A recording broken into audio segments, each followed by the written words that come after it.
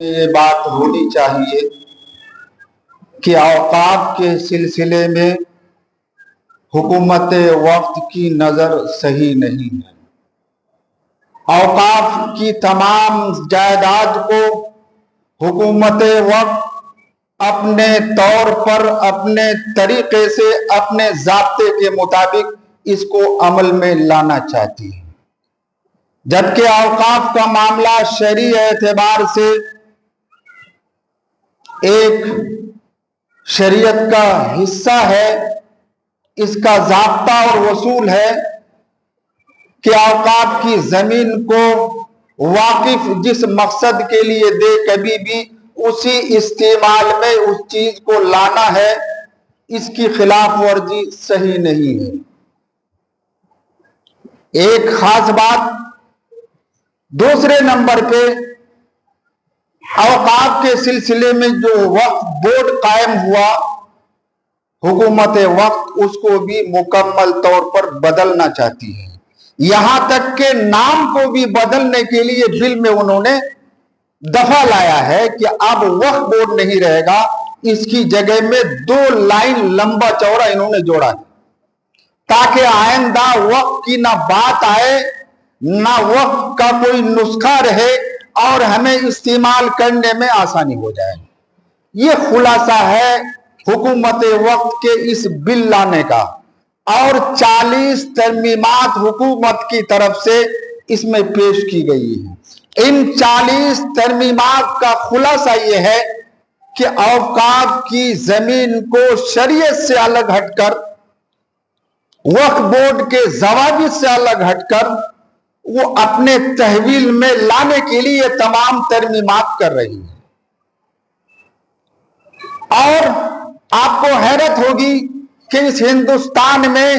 جو اور مذاہب کے ساتھ نہیں کیا جا رہا ہے، ان کے یہاں وہ قانون آج بھی مسلم ہے، اس میں حکومت کوئی رد و بدل نہیں کر رہی ہے، نہ اس پر اس کی انگلی اٹھ رہی ہے، لیکن آج اس کے نگاہ میں اگر کمزور ہے تو ہم ہی امت مسلمہ، کلام اللہ پر چلنے والا، پیارے حبیب صلی اللہ علیہ وسلم کی تعلیمات پر چلنے والا، یہی ان کی نگاہ میں کانٹا کی طرح کھٹک رہا ہے، جس کا نتیجہ یہ ہے کہ جب سے اس کی حکومت ہے اب تک بہت سارے مسائل میں انہوں نے دخل اندازی کی ہے، اور حکومت کی طاقت پر اور اپنے تخت کے نشے میں آ کر انہوں نے بہت سارے قوانین کو رد و بدل کیا بھی ہے۔ اور اوقاف کے سلسلے میں بھی حکومت یہی چاہتی ہے۔ آج ہم مسلمانوں میں خواہ کتنا گناہگار کیوں نہ ہو، مسجد کبھی نہ آتا ہو، لیکن میرے خیال سے اس مسلمان کے دل میں یہ چنگاری ابھی بھی موجود ہے کہ ہم اپنے سامنے مسجد کو توڑتے ہوئے نہیں دیکھ سکتا۔ آج اگر حکومت وقت اس میں کامیاب ہو جاتی ہے تو کل کہے گی کہ جتنے مساجد کے اوقاف کی زمینیں ہیں یہ سرکار اس کا مالک ہے، مساجد نہیں رہیں گی، تو ہمارا کیا اس وقت نظریہ ہوگا؟ کیا ہم ایسے ہی سوتے رہیں گے؟ کیا ہم کچھ نہیں کریں گے؟ آج یہی سامنے رکھنا ہے کہ حکومت وقت یہی چاہ رہی ہے کہ واقف نے جس مقصد کے لیے مساجد کے لیے زمینیں دی ہیں، مدرسے کے لیے زمینیں دی ہیں، قبرستان کے لیے، عیدگاہ کے لیے زمینیں دی ہیں، آج حکومت کہہ رہی کہ خواہ دینے والا جس مقصد کے لیے ہو، خواہ اس کا شرعی طریقہ جو بھی اس کا مصرف ہو، ہمارے نزدیک اس کی کوئی اہمیت نہیں، ہم اس کے مالک ہوں گے، ہم جیسے چاہیں گے اس کا استعمال کریں گے۔ تو اب ذرا سوچئے کہ کیا ہمیں اس موضوع پر اور اس نظریے پر کچھ کرنے کی ضرورت نہیں ہے؟ یقیناً بہت کچھ کرنے کی ضرورت ہے، اور صحیح بات یہی ہے کہ یہ ہمارے اعمال بد کی سزا ہے۔ حضور نے فرما دیا تھا جیسے تمہارے اعمال ہوں گے ایسے ہی تمہارے اوپر حکمراں کی متعین ہوں گے، تمہارے ساتھ ایسے ہی ظلم و زیادتی حکومت کرے گی۔ آج ہو رہا ہے، آج ہمارے اعمال بھی صحیح نہیں رہے، آج اوقاف کی زمین کو ہم لوگ بھی ہڑپنے میں پیچھے نہیں ہیں، آج بعض مدرسوں میں 30-40 بیگھہ زمین وقف کی ہے، لیکن مدرسے کو کوئی آمدنی نہیں مل رہی ہے۔ کیا یہ سچ نہیں ہے یا کروئی حقیقت ہے کہ نہیں ہے؟ آج حکومت اسی پر نظر ڈال کے وہ یہ کہہ رہی ہے کہ ہم اوقاف کے ضوابط کو ہم منظم کرنا چاہ رہے ہیں، وہ لیبل لگا رہا ہے درست کرنے کا، لیکن اس کا نظریہ کچھ اور ہے، لیبل آگے میں کچھ اور ہے۔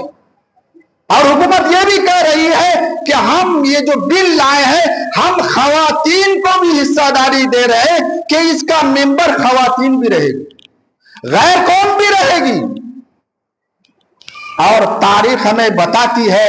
اور ہندوستان کا قانون ہمیں بتاتا ہے کہ خواہ ہندو وقف ہو،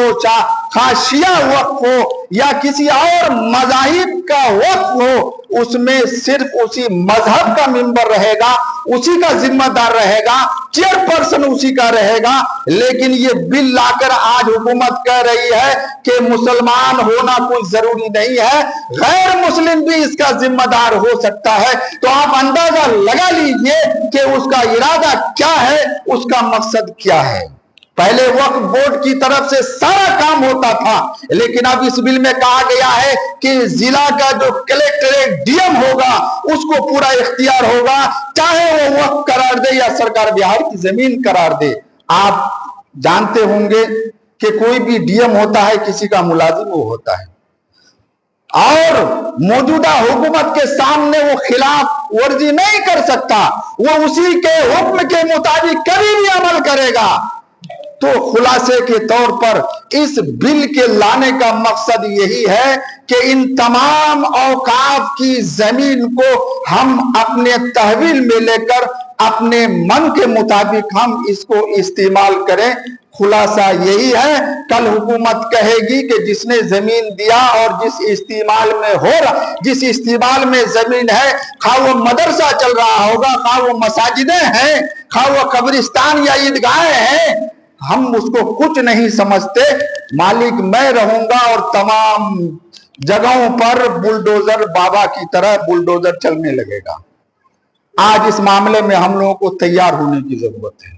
ہم لوگوں کے بس میں جو کچھ ہے ہمیں کرنے کی ضرورت ہے۔ من رأى منکم منکرا فلیغیرہ بیدہ فإن لم یستطع فبلسانہ فإن لم یستطع فبقلبہ۔ جیسی طاقت تمہاری ہے ہاتھوں سے منکر کو ختم کرنے کا، ہاتھوں سے روکو۔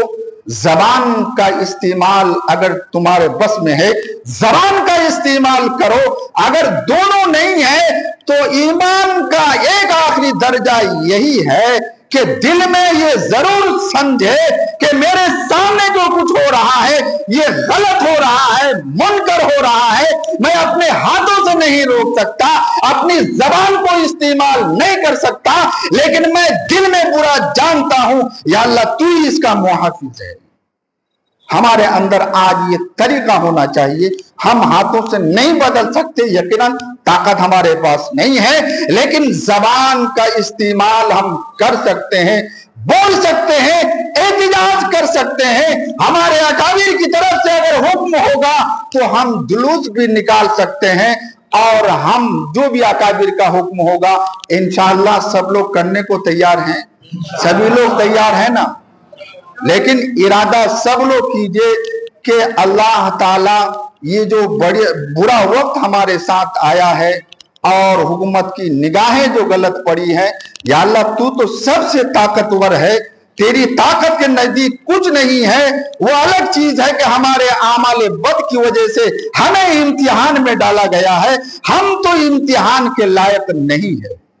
اللہ سے دعا بھی کرنے کی ضرورت ہے، اور جہاں تک جس سے بنے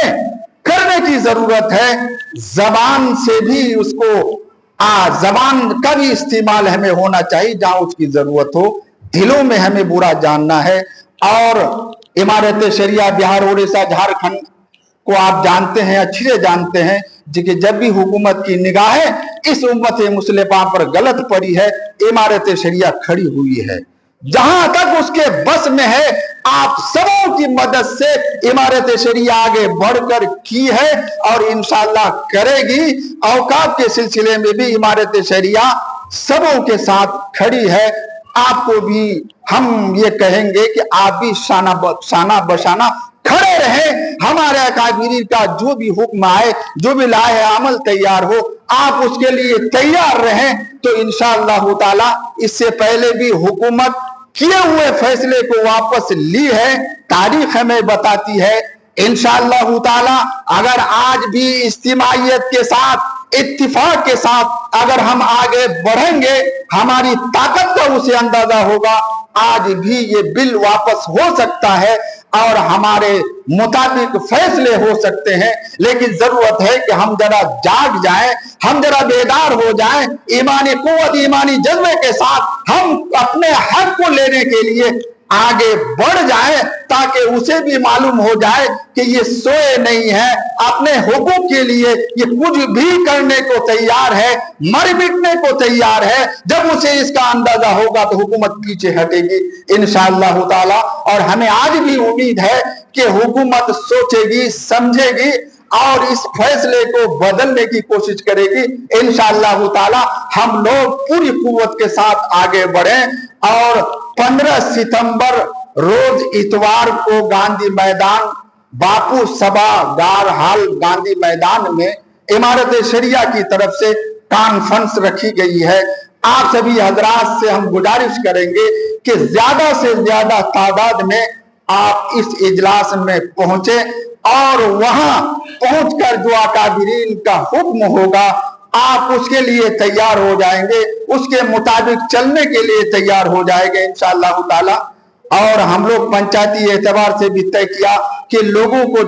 بتانے کے لیے، لوگوں کے ذہن سازی کرنے کے لیے ہر پنچایت لیول پر ہم لوگ بھی میٹنگ کریں تاکہ لوگوں کو بتایا جائے۔ تو ہم نے ڈھاکہ میں بھی ایک تاریخ کو رکھا ہے اور آج جمعہ کے دن میٹنگ میں طے پایا تھا کہ جمعے کے دن اس مسجد میں اس موضوع پر بات کی جائے گی اور جمعے کے بعد کچھ لوگ بیٹھیں گے انشاءاللہ ذمہ دار قسم کے، بلکہ سبھی لوگ بیٹھ جائیں تو بہتر ہے، لیکن ذمہ دار پڑھے